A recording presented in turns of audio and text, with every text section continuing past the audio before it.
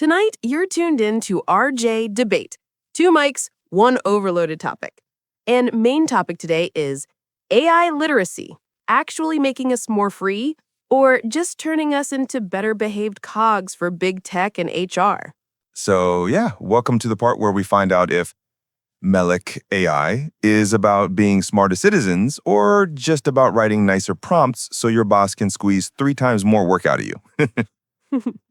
I'm taking the skeptical seat.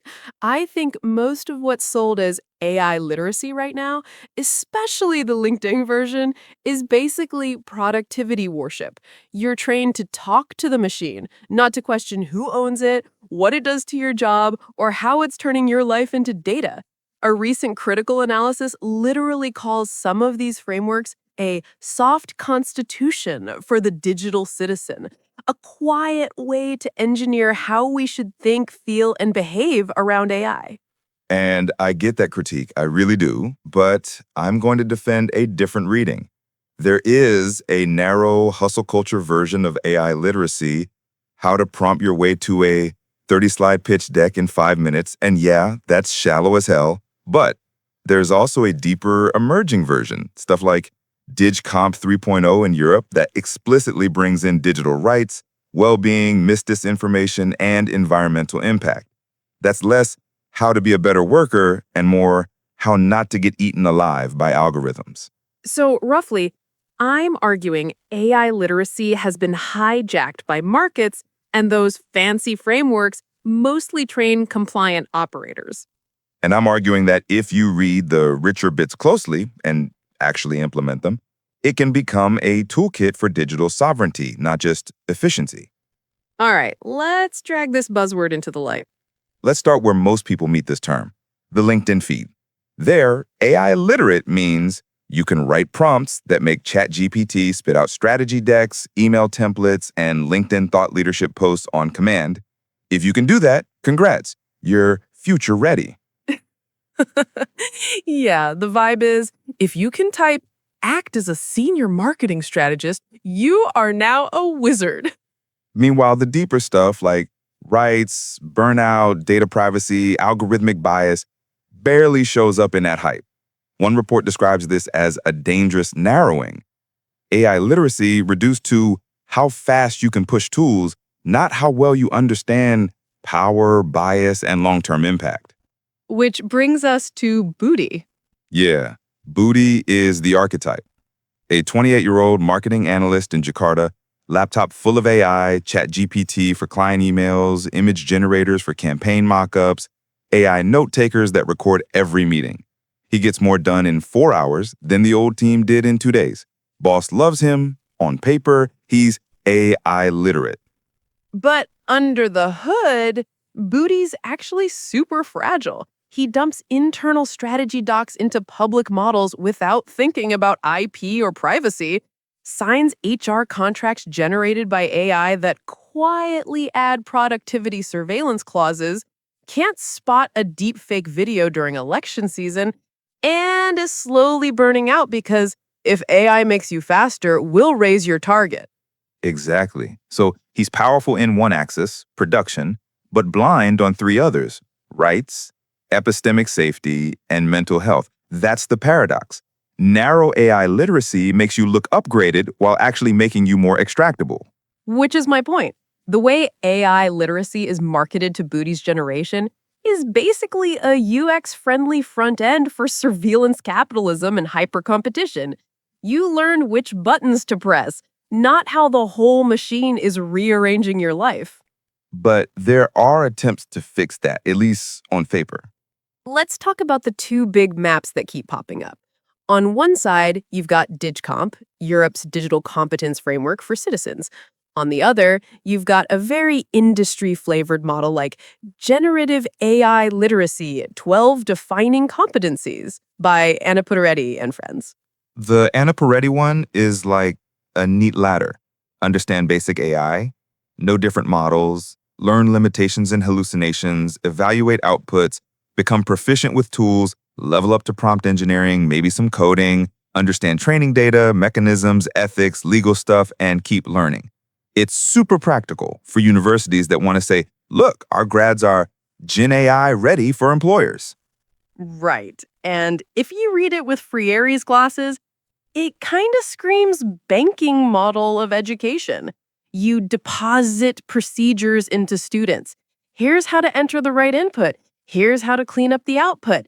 Very little about questioning why these tools exist, whose labor trained them, or whose jobs they're quietly restructuring. Freire would call that training obedient operators, not critical subjects. Digcom takes a different route. It doesn't make a separate silo called AI. Instead, in version 2.2, they sprinkle AI-related knowledge, skills, and attitudes across 21 digital competencies, from information search to safety to content creation. The message is, AI is not a gadget.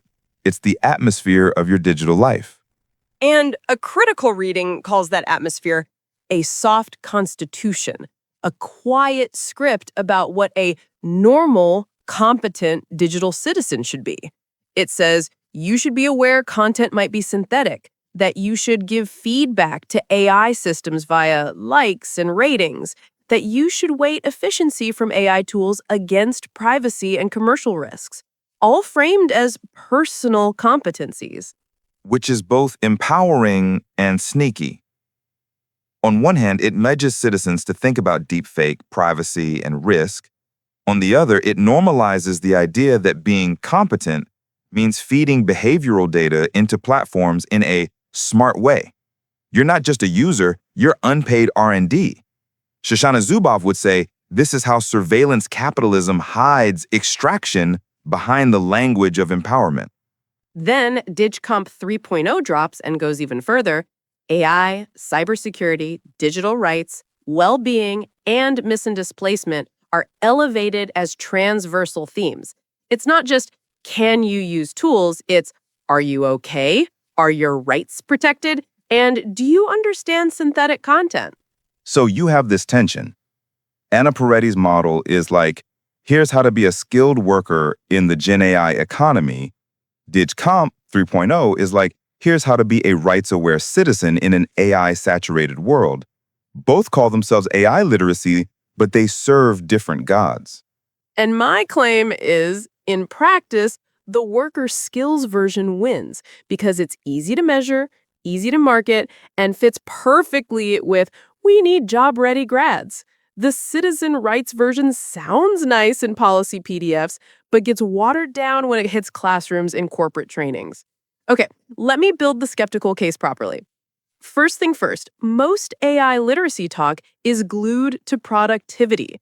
Our friend Booty isn't learning, how do I protect my rights in an AI workplace? He's learning, how do I write 3 times more emails in half the time? That's not an accident. It's exactly what labor market logic wants. Skill complementarity, so humans make AI more profitable. Slightly harsh, but not wrong. Second, frameworks like DigComp push responsibility downwards. There's a competency that says you should weigh efficiency from AI tools against privacy and commercial risks. Sounds reasonable, but notice what happened. Instead of strong regulations stopping abusive data practices, the burden gets reframed as individual literacy. If you get exploited, it's partly because you weren't competent enough. That's classic neoliberal governmentality. So if you click accept cookies, you're not a victim, you're just not literate enough. Exactly. And third, the way feedback is framed. DigComp literally lists things like rating and liking content as forms of interacting with AI and exercising agency because, your preferences shape recommendations. But Zuboff reminds us that's free labor for the prediction machine. You are being trained to feel empowered while you fine-tune the system that profiles you. You're basically doing unpaid micro-labeling for recommender engines. Fourth, EU AI Act Article 4 turns AI literacy into legal compliance. Companies now have to ensure a sufficient level of AI literacy for staff using AI systems. Sounds great, but who defines sufficient? Likely some consulting firm selling a certification based on the most measurable stuff. Can you operate the system? Do you know basic ethics buzzwords? This formalizes the narrow technocratic version. And, of course, ticking that box doesn't mean the system is just or safe. Fifth, all of this is deeply Eurocentric. When Indonesia imports these frameworks, they land in a very different reality. Government strategies like Strana's KA and national digital literacy programs tend to focus on development, economic growth, and anti-hoax messaging, not on deep structural critique or post-colonial power. Meanwhile, ojol drivers on Jakarta's streets are developing what one report calls guerrilla literacy, using fake GPS, toyol, and community knowledge to fight back against exploitative dispatch algorithms. That's advanced AI literacy in practice, but formal frameworks call it fraud. You're saying the formal literacy canon erases the most radical bottom-up forms of literacy. Yeah. So when I hear we need to raise AI literacy, I hear we want more booties optimized for output, fewer drivers hacking the system, and a population that thinks risk is their fault, not in the design. That's why I don't trust the hype. Okay, my turn. I actually agree with a lot of the diagnosis. You're not wrong about LinkedIn or about risk being pushed onto individuals. But I think you're throwing out something we badly need. First, DigComp 3.0 is absolutely not just a how to be a good data cow document. It elevates AI, cybersecurity, digital rights, well-being, and misinfo as core pillars, and explicitly ties them to human rights language and the EU's Digital Rights Declaration. That's not revolutionary, but it is a serious move away from pure skills for jobs towards skills to survive and resist. On paper, yeah. But paper matters.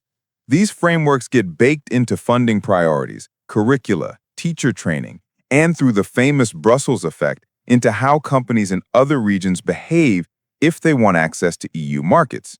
When the AI Act and DigComp say AI literacy is partly about understanding your rights and well-being, that gives NGOs, unions, and teachers a legit policy hook to push back. Look, even your beloved EU says well-being and rights are part of competence. So you see it as a weapon we can repurpose? Exactly. Second, if we don't build critical AI literacy, who fills the gap? Vendors. You'll get AI academies sponsored by big platforms teaching only, here's how to feed your data in, here's how to increase engagement, here's how to become a power user. No talk of Zuboff, Ruha Benjamin, or Frere. No talk of bias, racial injustice, or labor exploitation. The absence of public critical frameworks is not neutral. It's a vacuum that gets filled with PR. Fair. If you can't write the textbook, someone else will. Third, these deeper models shift what counts as smart. Instead of flexing, I can prompt ChatGPT like a beast, a DigComp-style literacy wants you to be proud of verifying AI, spotting hallucinations, detecting deepfakes, understanding datafication, and knowing how to say no to certain uses. That's a cultural reframe from wizard of automation to guardian of sanity. I do like Guardian of Sanity better than Prompt Ninja, to be honest. Fourth, critical AI literacy can legitimize street-level practices instead of erasing them. When we talk about Ojo drivers as having adversarial literacy, understanding and resisting algorithms, we can argue they're actually ahead of formal frameworks. That creates space to redesign literacy around them, not stop cheating, but what does fairness look like when we put drivers' knowledge at the center? That depends on whether policymakers have the guts to do that. True, but without the vocabulary like algorithmic management, data colonialism, digital rights, driver struggles look like random rule breaking. With literacy, those struggles become legible as politics. The frameworks you distrust can be hacked. So your argument is the bad AI literacy we see everywhere is exactly why we need a better AI literacy, not why we should ditch the idea. Yep. If we abandon the term, the narrow version wins by default. Let me poke at your optimism. A lot of the DigComp and DigComp-inspired stuff still lives in PDFs and conferences. Meanwhile, in actual classrooms in corporate trainings, an AI session often means, Here's how to use ChatGPT in your job. How do you stop the critical bits from being reduced to one ethics slide at the end? Honestly, implementation is the battlefield. But the mere fact that DigComp 3 lists well-being, rights, and misinfo as core themes means you can call out bullshit trainings as incomplete.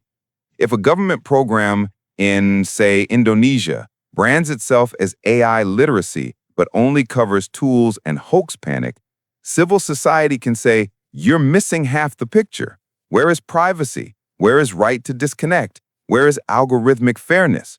That assumes a pretty strong civil society with time to read EU docs, though. True, but activists and researchers are reading them. You see digital sovereignty and data colonialism becoming more mainstream. People arguing that Global South citizens shouldn't just be training data for Global North models. Critical literacy frameworks give those arguments structure. Last challenge. Aren't we overloading ordinary people? You're basically saying Booty needs to understand probabilistic models, know his data rights, detect deepfakes, resist burnout, and navigate global AI geopolitics on top of his actual job. At what point does AI literacy become, if you're not a part-time philosopher, it's your fault you get screwed? Yeah, there's a real risk of guilt-tripping people. That's why the burden can't be individual only. Critical AI literacy has to go hand in hand with regulation, unions, better defaults. The goal isn't to make every citizen a mini lawyer and data scientist, but to give them enough vocabulary to demand better systems and push responsibility back up to institutions. So literacy as ammunition, not as if you fail, it's on you. Exactly. If we teach people the language of rights and harm, they're better equipped to say, no, this monitoring app is not okay, or no, feeding this student data into a US cloud company without consent is not okay. Without that language, resistance sounds like, I just don't like tech, and it gets dismissed.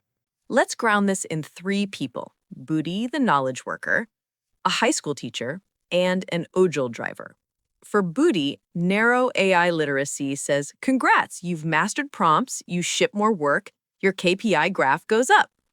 Critical AI literacy says, cool, but do you know which documents you must never upload? Do you recognize when the model is hallucinating? Do you know you can push back when your company uses AI metrics to keep you always on? That's a very different vibe. For the teacher, narrow AI literacy is use ChatGPT to auto-generate lesson plans and exam questions. Critical literacy is you also need to know when your students are using AI, how to talk about integrity, how to explain what a language model actually is in human terms, and how to protect student data if you use any AI tools in class. And for the ojol driver, narrow literacy is you know how to operate the app and follow its rules. Critical literacy is you understand you're managed by an algorithm. You know you are a data source. You know there's a data protection law. You know other drivers are organizing.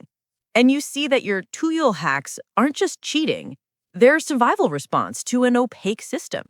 So the question becomes, which version of AI literate would they actually choose if they weren't being pushed by pure productivity culture? Most of them don't even know there is a choice. For Booty, the only AI training his company might give is a slide deck about using AI to boost performance. For the teacher, maybe a webinar on AI for assessment, but nothing about EU-style well-being. For the driver, zero. He gets the app and vibes. That's exactly why the deeper frameworks matter. Not because the EU is morally superior, but because somebody is at least trying to codify you have rights, you have limits, your well-being matters into what counts as competence. That's a starting point you can localize and radicalize. And also a starting point that can be co-opted and neutered. Obviously. That's why we're arguing about it on the podcast instead of just reading the executive summaries and going home. Let's list in plain language the top ways AI literacy goes off the rails. First, when it acts like prompt engineering is the holy grail. In reality, prompts are a temporary hack. As models get better at reading messy human intent, The real literacy isn't clever incantations. It's understanding limits, bias, and when not to use the tool at all. Second, when ethics is a side dish. Here's 90 minutes of tool tips. And oh, by the way, don't be racist with AI. That's ethics as compliance, not as design principle. Third, when it silently trains people to accept hypermonitoring. Students accept proctoring AI. Workers accept keystroke tracking because AI is the future. I'd add, AI literacy goes wrong when it forgets the body. If your course never mentions sleep, stress, or the right to disconnect, but proudly teaches 10 AI tools to be 3x more productive, you're not teaching literacy, you're teaching self-exploitation with better apps. So, how do we hack it? 1. Rename the goal. Instead of AI skills for work, call it AI for staying sane, safe, and fair. Just that framing already changes which topics feel essential. 2. Start with stories like Booty or The Drivers, not abstract definitions. People recognize themselves and see the stakes. 3. Bake refusal into the curriculum. AI literacy should include sentences like, here's when you should not feed data into a model. Here's when turning off recommendations is healthy, or here's how to opt out where possible. 4. Treat street practices like drivers' guerrilla literacy as legitimate case studies, not just as rule breaking. That humbles the nice glossy frameworks and reconnects them to real life. So, AI literacy becomes less how to serve the system efficiently and more how to negotiate with the system without losing yourself. Exactly. Less tech fanboy, more survival guide.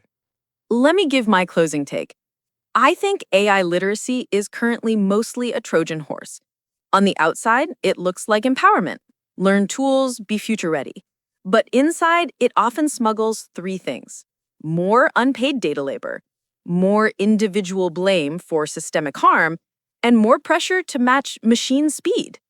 The fact that some policy frameworks sprinkle in rights and well-being doesn't magically fix that, especially when the stuff that gets implemented on the ground is the most measurable, tool-centric part. If we don't stay suspicious, Melic AI turns into Patu AI, obedient to models, platforms, and employers that see us as statistics. And my closing take? I think the term AI literacy is a battleground, not a lost cause.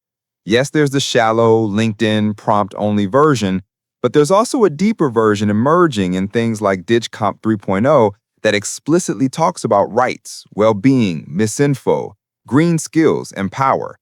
That deeper version gives teachers, unions, activists, and even confused booties a shared language to push back. If we abandon the concept entirely, we leave the field to vendors and hustle influencers.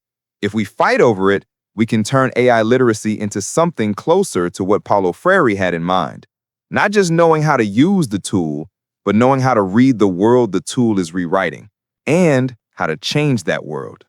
So maybe the honest answer to tonight's question, does AI literacy free us or train us, is it depends who designed it and what we do with it. If it only teaches you to move faster and keep quiet, that's training. If it teaches you when to slow down, when to doubt, when to say no, and how to organize with others, that's closer to freedom. Either way, the worst thing we can do is treat AI literate as a badge you get after one workshop. It's not a certificate. It's an ongoing fight over how much of our humanity we're willing to hand over to the machine in the market. And if all this sounds heavy, here's the simple version. Learn the tools, sure, but also learn your rights, your limits, and your bullshit detector. Otherwise, the only thing getting smarter is the system that feeds on you. That's RJ Debate. If you learned something, like and subscribe. RJ Debate signing off. Drop your verdict in the comments. Is Melic AI in your world more about liberation or just more prompt-powered busyness?